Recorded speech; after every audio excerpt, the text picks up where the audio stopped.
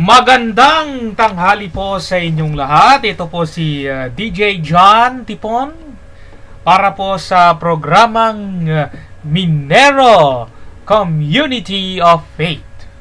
Sa programa pong ito ay atin pong tinatalakay ang pananampalataya ng ating mga kababayan sa ating Panginoong Diyos sa pamamagitan ng kanyang salita.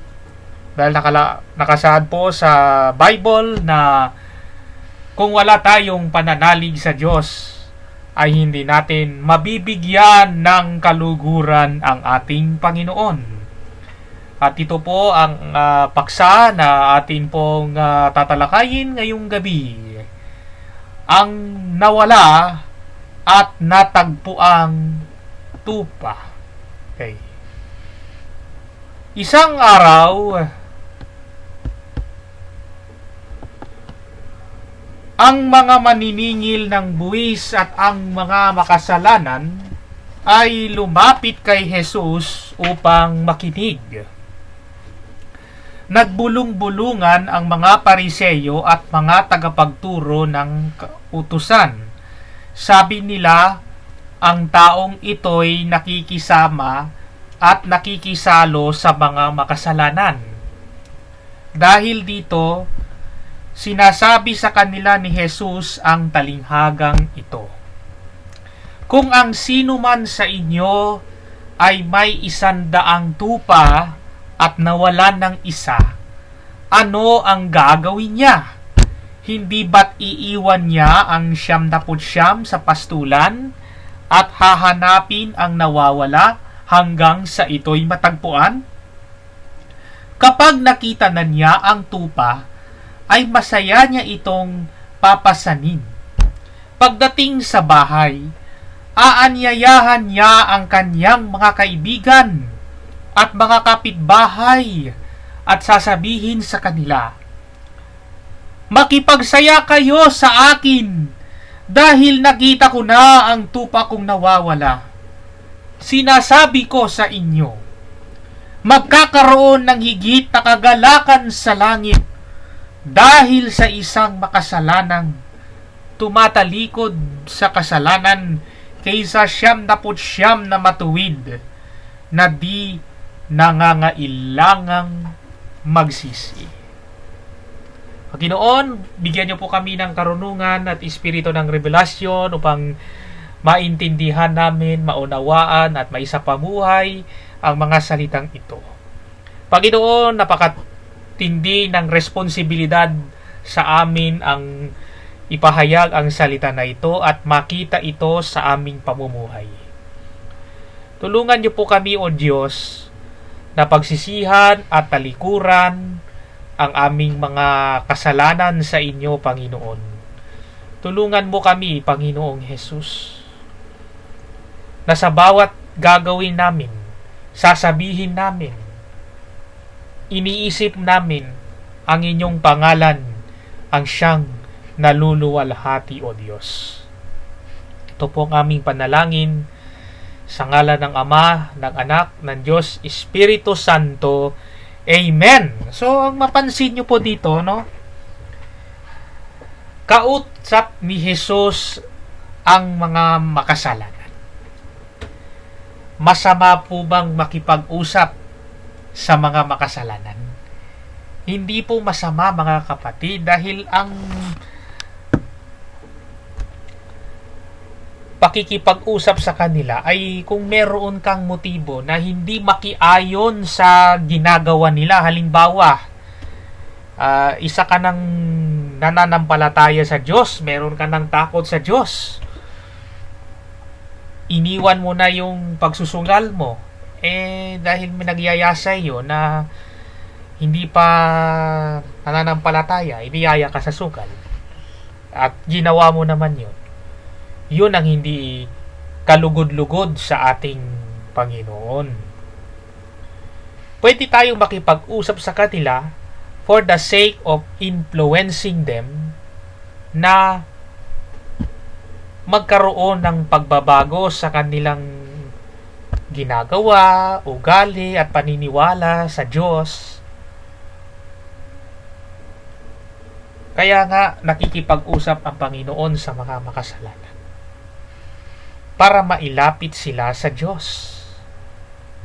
Hindi upang siya ay makiayon sa kanilang mga ginagawa. Kaya nga ako, ngayong Christian na ako, mga nakikinig sa ating programang, sabi nila sa akin, minom daw ako. So, hindi na ako na nagpaunlak pa na uminom ng mga hard drinks na ito. Siyempre, meron po akong conviction na nagkakasala po ako kapag ginawa ko po ito. So, pwede kang makipag-usap, pwede kang makisama, pero wag lahat ng kanilang sinasabi at ginagawa ay atin pong inaayunan. Yan ang nakapaliwanag dito sa verse 1 at saka sa verse 2, no? Sa verse 4 and succeeding verses, dapat tayong matuwa kung may isa man sa ating mga mahal sa buhay ang nagsisi at tumalikod sa kanyang mga kasalanan. Kapag ang isa sa ating mga mahal sa buhay at maging ako ay tumalikod sa aking mga kasalanan, lahat ng mga anghel sa langit, libo-libo ay nagkakatuwaan. May isang selebrasyon sa langit pag ang bawat isa ay nagbalik loob sa ating Panginoon. Kaya nga naparito ang ating Panginoong Hesus, hindi para sa mga matuwid, kundi para sa mga makasalanan. He is here to seek and to save was lost. Nung tayo ay wala pa sa ating Panginoon, para tayong mga tupang naliligaw. Alam natin, mali yung ginagawa natin, pero sige pa rin tayo ng sige. Pero nung simulang tanggapin natin si Kristo bilang Panginoon at sarili po nating tagapagligtas, may pagbabago na nangyayari sa ating buhay. Hindi na natin ikinatutuwa ang bawat kasalanan na nagagawa natin. Sa halip, hinihingi na natin ito ng tawad. Dahil sinasabi ng Panginoon sa kanyang salita na kapag ipinagtapat natin sa Diyos ang ating mga kasalanan, siya ay tapat at makatwiran. Patatawarin niya tayo sa lahat ng ating mga kasalanan at lilinisin niya tayo sa lahat ng ating mga karumihan. Kaya kung tayo'y tumalikod talaga sa ating kasalanan, meron na tayong pandidiri sa kasalanan na nagagawa natin. At patuloy tayong nananalig sa Diyos na sa bawat paghingi natin ng tawad ay nararamdaman natin ang kasiyahan na nagmumula sa Diyos na tayo ay pinatawad na sa ating mga kasalanan.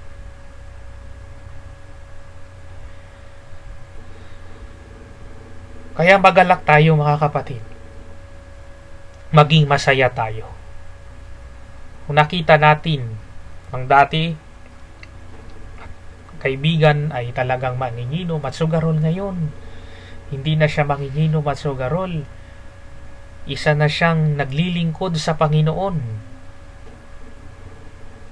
Nangunguna na sa pagdadasal at pag-angaral ng salita ng Diyos sa kanyang pamilya. Patuwa tayo, pagkat siya ay dating tupang ligaw na ngayon ay nahanap ng pastol na si Jesus. At palaging kasama ni Jesus sa lahat man ng dako kung saan siya pumunta. Kaya po, mga kapatid, pag tayo man ay nagpapahayag ng salita ng Diyos sa mga tao, pinapahayag natin kung paano binago ng Diyos ang ating pamumuhay. Kung hindi man sila naniniwala sa ating sinasabi, sa ating mga ginagawa, ipag-pray natin sila. Patuloy natin silang pakitaan ng mabuti at patuloy nating ikwento ang lahat ng kabutihan ng Diyos sa ating buhay.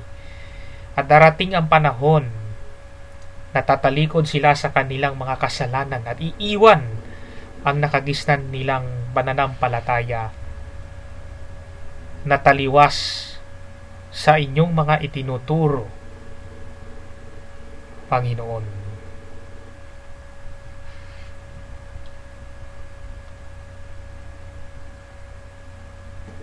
Panginoon, salamat po sa salita ng Diyos na amin pong ibinahagi ngayong gabing ito.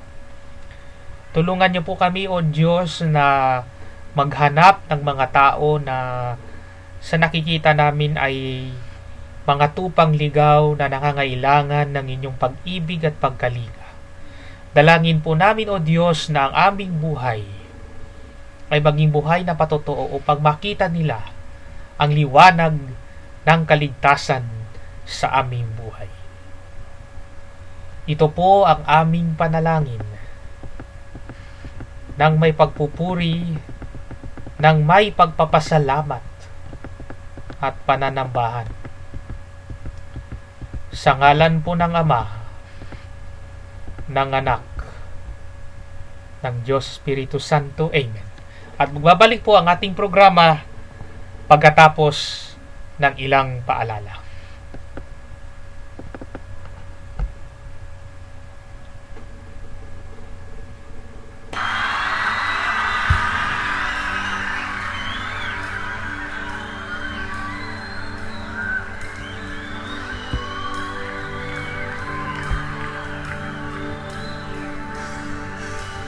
This is my desire to all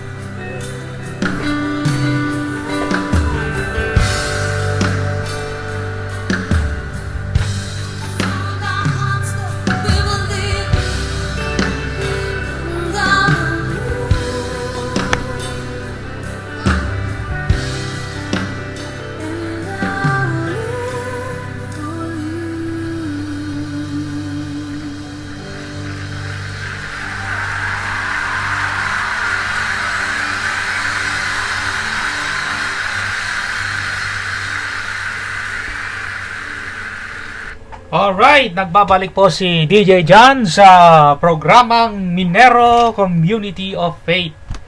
Kasama po natin ngayon si DJ Tata Manu. At of course, kasama din natin sa kabilang linya ang kanyang talentadong caregiver na si Amber Guchel. Magandang tanghali din po sa inyong dalawa. Of course, mahal na mahal talaga tayo ng Diyos. At tayo'y nais niyang bigyan ng buhay na ganap at kasiyasiya. Ngunit hindi natin maranasan ang buhay na ganap at kasiyasiya dahil nawalay ang tao sa Diyos dahil sa kanyang mga kasalanan. Ang kasalanan na tinutukoy ko po, mga tagapakinig, ay hindi lamang pagpatay, panggagahasa,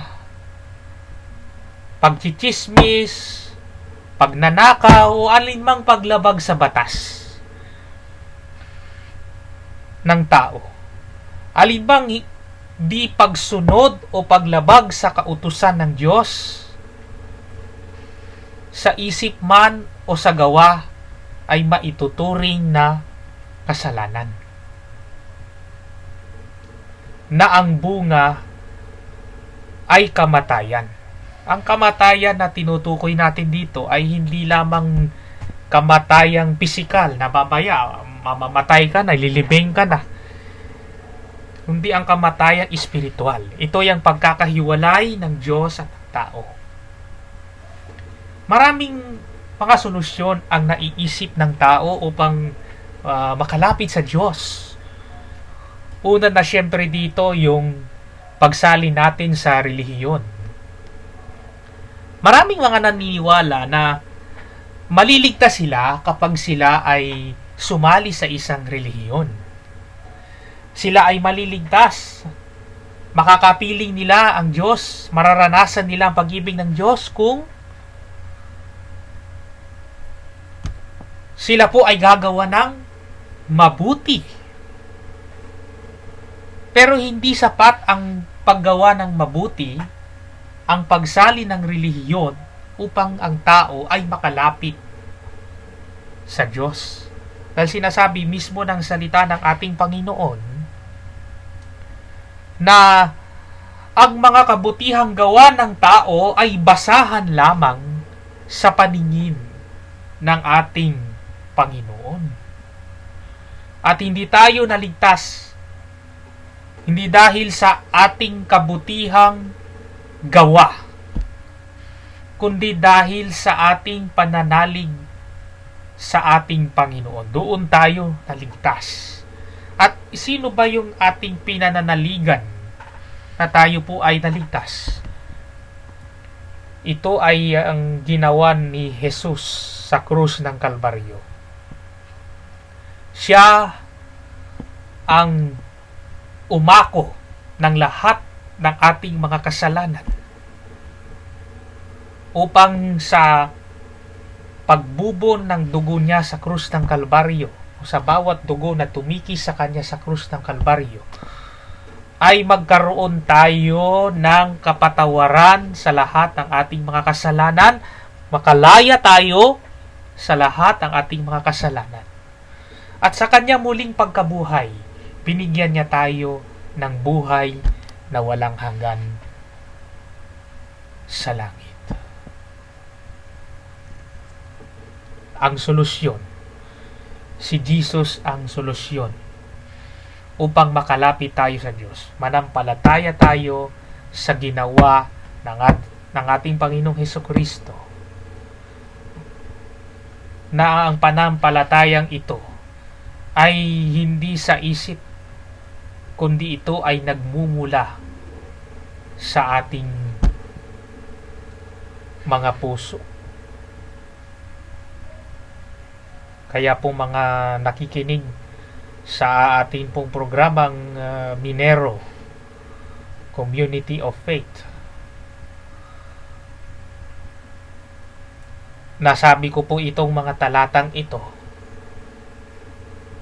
upang ipahayag sa inyo ang katotohanan na manalig tayo sa ginawa ng ating Panginoong Hesus sa krus ng Kalbaryo, ang kanyang kamatayan ng muling pagkabuhay, dahil siya lamang ang nag-iisang pangalan sa ilalim ng langit upang ang bawat isa po sa atin ay maligtas. Si Jesus lamang ang nag-iisang daan, ang katotohanan at ang buhay, na walang ibang makakalapit sa Ama maliban lamang sa ating Panginoong Hesus, at siya lamang ang unang nakarating sa langit. Hindi po tayo mga tao. Siya lamang nakakita sa Diyos nating Ama na si Yahweh.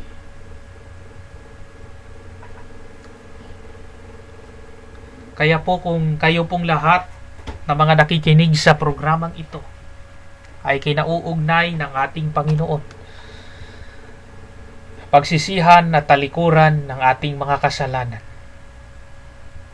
hindi po ako nagaganyak sa inyo na sumali sa alinmang relihiyon o magbago ng inyong nakagisnang relihiyon. Dahil ang pagiging Kristiyano ay isang relasyon sa Panginoon. Christianity is more than a religion. It is a relationship with an unseen God, with our Savior Jesus Christ. Iyan ang tunay na Kristyanismo. Nais nating magkaroon ng pagbabago ang ating buhay. Sumunod tayo sa panalangin ito. Pag sumunod tayo sa panalangin ito at sumunod tayo sa ating Panginoon ng buong puso, buong isipan at buong kaluluwa, magkakaroon ng napakalaking pagbabago sa ating buhay. Hindi natin masasabi na ang pagbabagong ito ay talagang instant, mabilis mawawala. In process ang ating pagbabago. Unti-unti tayong binabago ng Diyos sa ating mga kamalian at kasalanan. At itong pagsunod po natin sa panalangin ito ay tinatadhana ng salita ng Diyos na pagsisi at pagtalikod sa ating mga kasalanan. Kapag nagsisi tayo, tumalikod tayo sa ating mga kasalanan, nagbalik loob tayo sa ating Panginoon, libo-libong anghel sa langit ang nagdiriwang. Ako po ay kinaugnay ng Espiritu ng Diyos upang banggitin itong talatang ito sa inyo pong lahat. Mga giliw kong nakikinig sa ating programa, sumunod po tayo sa ating panalangin. Ako po ay makasalanan.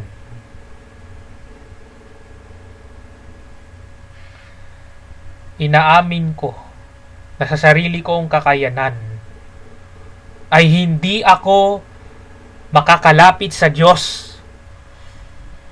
Kahit ilang kabutihan pa ang nagawa ko, kahit sumali pa ako sa iba't ibang relihiyon, hindi ako makakapasok sa inyong kaharian. Hindi ako magkakaroon ng matuwid na relasyon sa inyo, O Diyos.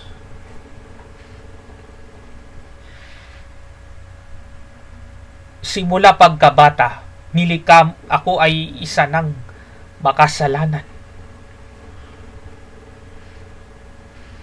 Kaya hinihingi ko po sa inyo, O Diyos, ang kapatawaran sa lahat ng aking mga kasalanan. Kasalanan na nagawa ko noon, kasalanan na nagawa ko ngayon, at kasalanan na gagawin ko pa, Panginoon. Binubuksan ko ang trono ng aking puso at pinapapasok ko si Kristo Jesus bilang Panginoon at sarili ko pong tagapagligtas. Isulat niyo po, O Diyos, ang aking pangalan sa aklat ng buhay. In Jesus' name, Amen. Nagpapasalamat po ako, O Diyos, na marami po sa mga nakikinig ng programang ito ang sumunod sa panalangin ito. Tunay nga, O Diyos, na hindi sa galing at talino ng isang tao at husay niyang magsalita o mambola kung kaya't maraming mga tao ang napapalapit sa Panginoon. Ito po ay dahil kumilos kayo sa aking buhay. Kumilos kayo sa buhay ng mga pinapanalangin namin. Kung kaya't kaming lahat na mga dating naligaw na tupa, ngayon ay pinag-ugnay-ugnay at pinagtagpo-tagpo mo upang manambahan, maglingkod, manalangin sa inyo, Panginoon. Papasalamat po kami, O Diyos, na sa kabila ng ginawa naming kasalanan sa inyo, pinagpala nyo pa rin kami. Inilayo nyo pa rin kami sa lahat ng aming ng kaapahamakan sa buhay namin. At ngayon na ikaw na ang sentro ng aming buhay, O Diyos, nananalig po kami, O Diyos, na paiigtingin nyo pa ang proteksyon upang hindi kami magkasala. Proteksyon sa mga nagnanais na pagtangkaan ang aming buhay. Salamat po, Panginoon. Ito po ang aming panalangin. In Jesus' name. Amen. Mahal na mahal tayo ng Diyos. Nilikha niya tayo upang gumawa ng kabutihan. Nais ng Diyos na ang bawat isa ay makapasok sa langit. Kaya nga, ang Diyos ay namatay at muling nabuhay. Dahil sa pagkabuhay na magmuli ng ating Panginoon, naroroon ang pag-asa na anumang oras na kunin nyo ang aming buhay, makikita namin ang mukha ni Jesus na masayang sumasalubong sa amin pagpasok namin sa pintuan ng langit. At kanyang babasahin ang aklat ng buhay. Nakasulat ang ating pangalan at tinatamasa na natin ang biyayang inilaan ng Diyos sa lahat ng mga naging tapat sa Kanya mula noon hanggang ngayon. Purihin ang Diyos, purihin si Kristo Jesus sa kabutihan niya sa aming buhay. Ikaw lamang ang siyang maitaas, ang siyang maluwalhati sa aming buhay, Panginoon. Thank you, Lord. Thank you, Jesus. Thank you, Holy Spirit. Ngayon, basahin naman natin ang isa pang talata. Salita ng Diyos sa 1 Corinthians 1:25 to 31. Sapagkat ang inaakala nilang kahangalan ng Diyos ay karunungang higit pa sa karunungan ng tao, at ang inaakala nilang kahinaan ng Diyos ay kalakasang higit pa sa kalakasan ng tao. Mga kapatid, alalahanin ninyo ang inyong katayuan noong kayo'y tawagin ng Diyos. Ayon sa pamantayan ng tao, ay iilan lamang sa inyo ang matatawag na marunong, makapangyarihan, at maharlika. Subalit pinili ng Diyos ang mga naturingang hangal sa sanlibutan upang hiyain ang marurunong. At pinili niya ang mga naturingang mahihina upang hiyain ang malalakas. Pinili niya ang mga pangkaraniwang tao, mga hinahamak at mga mahihina sa sanlibutan ito upang ipawalang saysay ang mga kinikilala ng sanlibutan. Kaya't walang sinumang makakapagmalaki sa harap ng Diyos. Sa Kanya nagmula ang buhay na taglay ninyo dahil sa pagkikipag-isa ninyo kay Hesukristo, na siyang ginagawang karunungan natin. Sa pamamagitan din niya, tayo'y itinuring na matuwid, ginawang banal, at iniligtas ng Diyos. Kaya nga, tulad ng nasusulat, ang sino mang nais magmalaki, ang ginawa ng Panginoon, ang kanyang ipagmalaki. Kaya nga, kung ating mababasa, bakit ang mga pinili ng Diyos upang maging tagapagturo ng kanyang salita, mga ginamit ng Diyos upang magpagaling ng mga may sakit, magpalayas ng masasamang espiritu. Hindi sila mga tituladong mga tao. Hindi sila doktor, hindi sila abogado, hindi sila inhinyero. Ang mga unang alagad ni Jesus ay mga mangingisda. Ginamit niya ang mga ito upang hiyain ang mga marurunong, mga iskolar ng bayan noon, mga bihasa sa batas na mga Parisiyo. Naalala ko rin dito na may mga sitwasyon sa buhay natin na kung saan pinapahintulot ng Diyos na kahit sa mga kompetisyon sa paaralan, inaalaw niya ang mga nasa lower section na manalo kaysa sa higher section. Narito yung kwento po ng isang estudyante.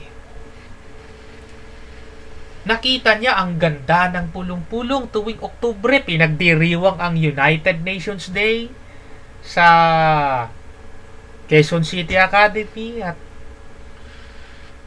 nakita niya na bakit puro lang mga nasa Section A ang sumasali dito sa pulong-pulong?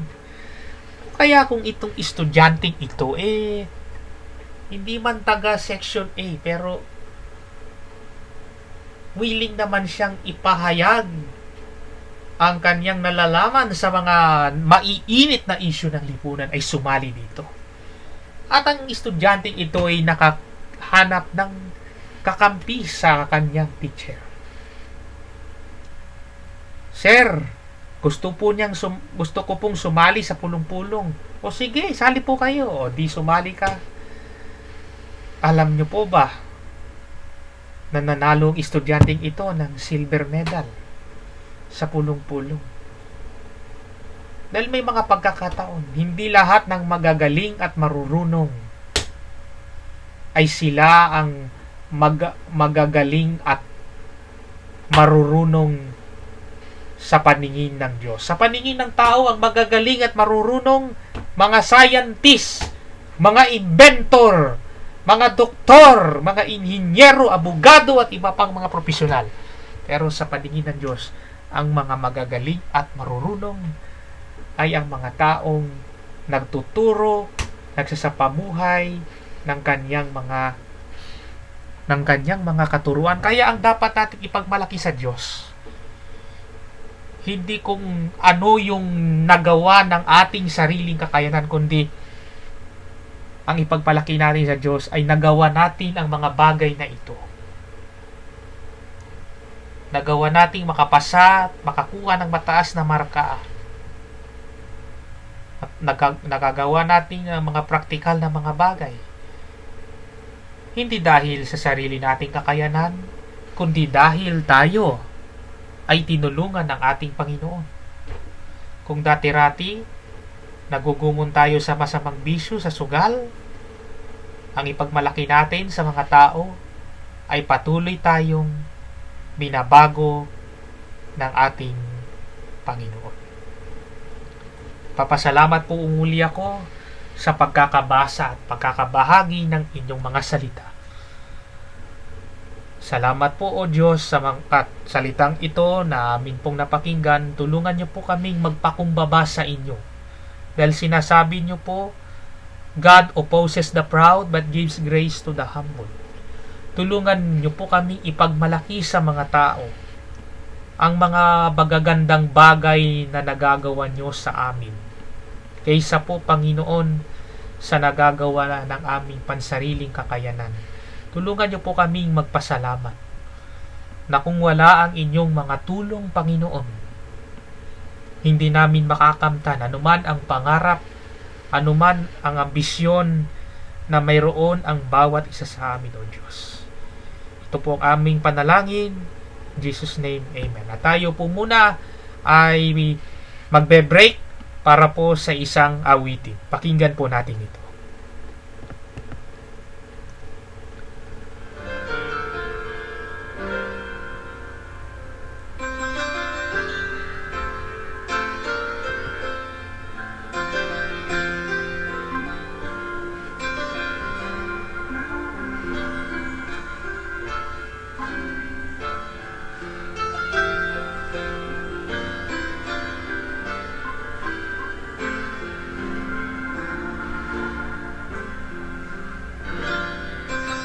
Lord, I offer my life to you.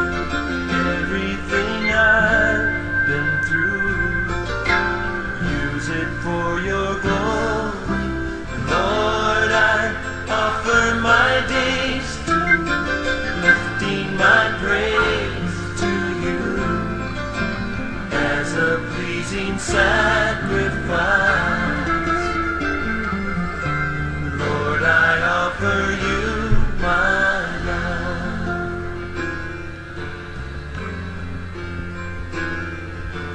Things in the past, things yet unseen, wishes and dreams that are yet to come true. All of my hopes and all of my plans, my heart and my hands are lifted to you. And Lord, I offer my life to you. Everything I've been through, use it for your glory. And Lord, I offer my days to you, lifting my praise to you as a pleasing sacrifice. Lord, I offer you my life.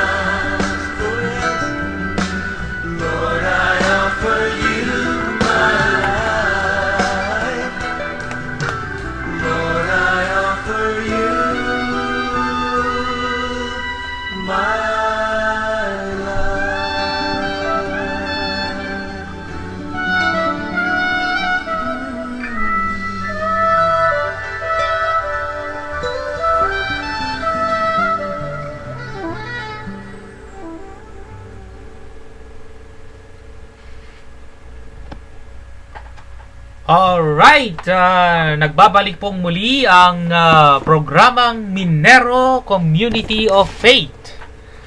Atin pong pasalamatan ang atin pong mga sponsors. Dahil kung wala po ang kanilang suporta, ay hindi po magiging tagumpay ang ating pagsasahim papawid. Unahin po muna natin ang iFern ni Miss Elma Tadeo. Ang iFern po ay may mga produkto na tulad po ng Fern D. Ang Fern D po, your daily dose of sunshine even without the sun. Dahil tayo po ay hindi po madalas na ma-expose sa init ng araw, lalong-lalo na yung mga nagtatrabaho sa kanilang mga opisina, kaya't kung nakukulangan po tayo sa vitamin D, kulang ang isang baso ng 45 milk.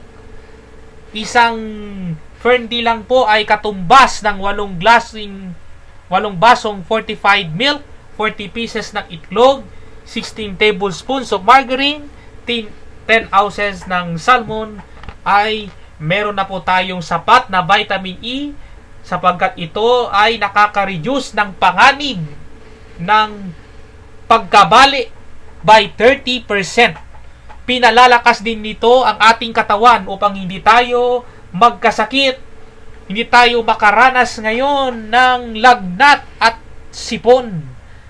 At pinapatigil nito ang pagdami ng mga viruses na nagkokos ng sakit sa ating katawan. Of course, nire-recommend din natin ang Fern D para po magkaroon ng malusog na mga baby ang mga ina ng tahanan na ngayon ay naglilihi.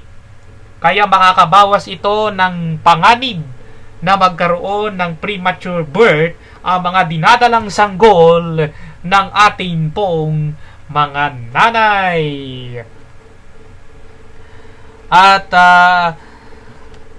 kahit na nasa sinapupunan pa lang ng ina ang kanyang anak ay napapalakas na nito ang buto ng may papanganak na bata na sanggol.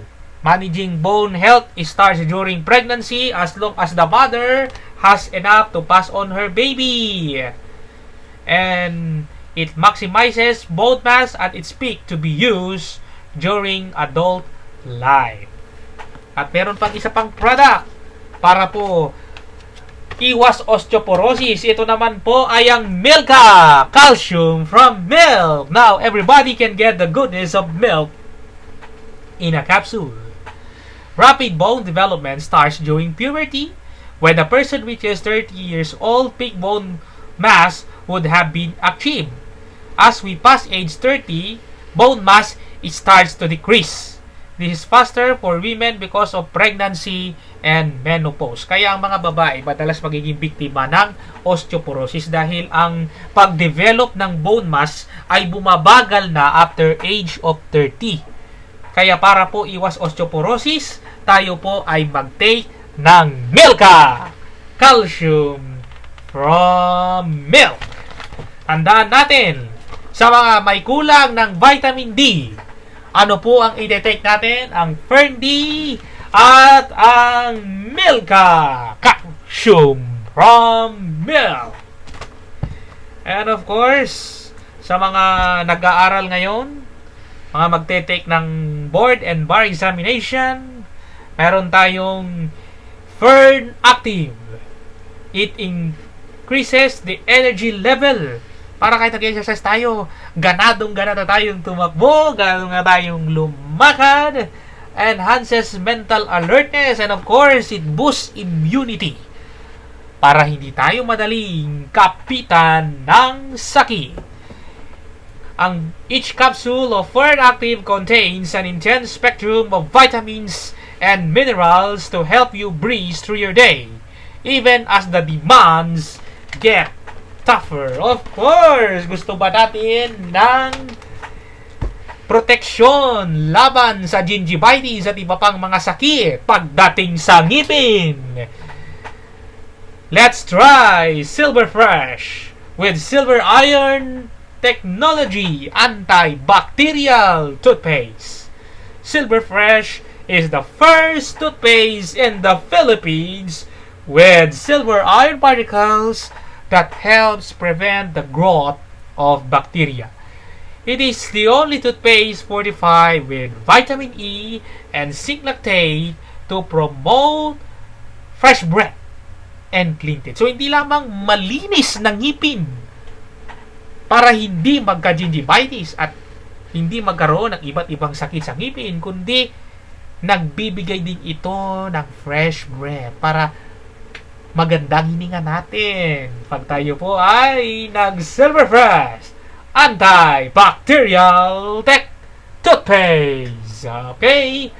Sa mga gustong magmukhang young at heart kahit tumatanda tayo, subukan natin ang Aurora Beauty Bar for whiter skin and ageless beauty. Ito po ay by AAA age-defying ingredients.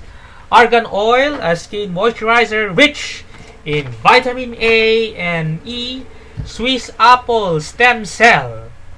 Diba ang stem cell napakamahal, ang mga politiko natin. Gumagasto sila ng milyon-milyon, no? O half a million para lamang magmukhang bata kahit na tumatanda na at nangungulubot ang kanilang mga balat. Pero kung gusto nating makamura, mag-Aurora Beauty Bar tayo. And of course, meron pa tayong aloe vera, ay natural moisturizer, antioxidant, and antibacterial. Okay? Ang Aurora Beauty Soap ay may 10-in-1 whitening ingredients. It helps prevent melanin production, helps prevent age spots, improves skin moisture, helps prevent wrinkles, and lighten skin. And of course, don't take for granted ang kulugo. Bakit? Bakit po don't take for granted ang kulugo? Basahin po natin ang public warning na ito. Don't take warts for granted. Ito ay ang kulugo na dulot ng human papilloma virus. Ito ay delikado, nakakahawa at kumakalat sa katawan at nagiging sanhi ng genital cancer pag ito ay tumubo sa ari dulot ng sexually transmitted diseases. Don't take warts for granted. May solusyon kami dyan. Ano ang solusyon? Kung may kulugo tayo, dumalo kayo sa aming free consultation and check-up of warts, moles, skin tags, o kuntil, o corn, o kalyo every Tuesday and Saturday mula alas 3 hanggang alas 6 ng gabi. Please text OK Warts plus full name now for an appointment. Ang venue po natin ay Amazing Spa, 36 Quezon Avenue, corner Cordillera Street, Quezon City. And of course, so mga na-stroke dito, kung gusto nating umayos ang ating pananalita, gusto nating makarecover sa pagkabaldado natin, mag-Alveo na tayo. Ang Alveo, akala ko nga dati, nung hindi pa nagpapaliwanag si DJ Elma, yung mga nagbebenta lamang ng mga condominium unit, yung pala, meron ding Alveo na health and wellness. At napakalaking tulong ng Alveo. Dahil dati-rati, hirap na hirap kung magsalita si DJ Tatamanu ngayon. Para na siyang broadcaster at para na rin politiko kung magsalita ang aking kasamang DJ si Tatamanu. Kaya napakalaki ng pagbabago sa kanyang pananalita nung siya ay mag-take ng Alveo. Ang kagandahan po dito sa iFern sa Alveo ay kahit na walang laman ang ating sikmura ay pwede natin itong i-take. Ito ang advantage nito compare doon sa mga gamot na nabibili natin sa ating mga butika. Tandaan, ang mga ito ay hindi gamot at hindi maaring gamiting panggamot sa anumang uri ng sakit. Pero basta't manalig tayo ng Diyos ang nagpapagaling, gagamitin niya ang lahat ng ito upang tayo, meron man tayong sakit, meron tayong karamdaman, maya-maya, magaling na tayo. Di ba? Oo, manalig lang tayo sa Diyos. May sakit ka, mag-pray ka sa Panginoon. Gagaling ka. Mag-pray ka. Hindi ka lang mag-pray, dapat ang pagpe-pray ay hahaluan natin ng pananalig para matuwa ang Diyos at dinggin ang ating panalangin. Of course, bago tayo mag-pray, ihingi muna natin ng tawad ang ating mga kasalanan. Dahil ang mga kasalanan natin ang siyang nagiging hadlang upang hindi tugunan ng Diyos ang ating mga panalangin. Alright, so tayo pong muli ay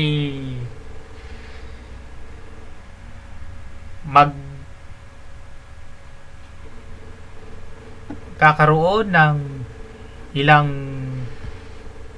break time muna, no? So magko-commercial break muna tayo sa isang awitin bago po tayo magpatuloy sa ating programa for further announcements.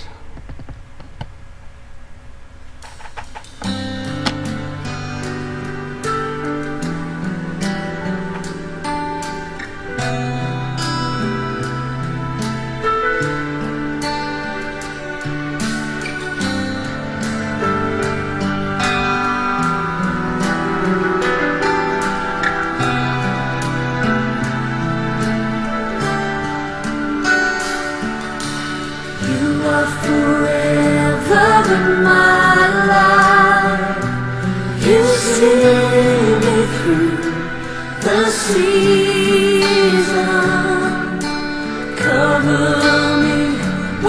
to you, Lord.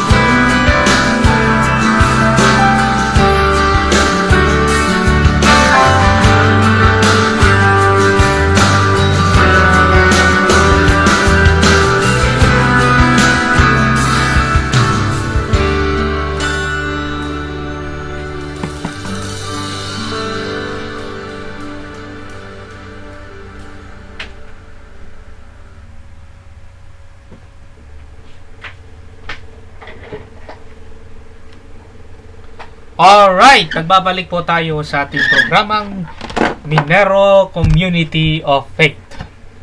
Meron po tayong mahalagang anunsyo para po sa pagdiriwang ng Araw ng Kalayaan.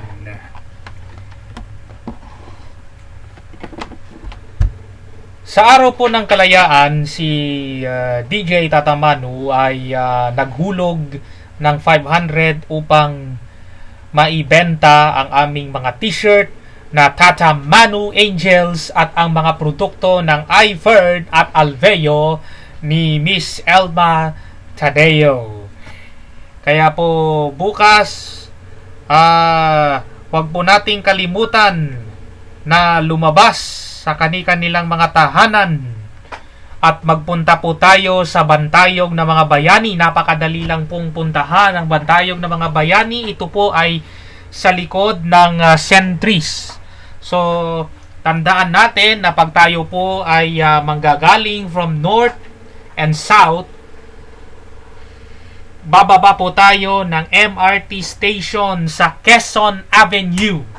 At sa likod ng Sentries, may makikita tayong Never Again, Never Forget. Yun na po yung Bantayog ng mga bayani.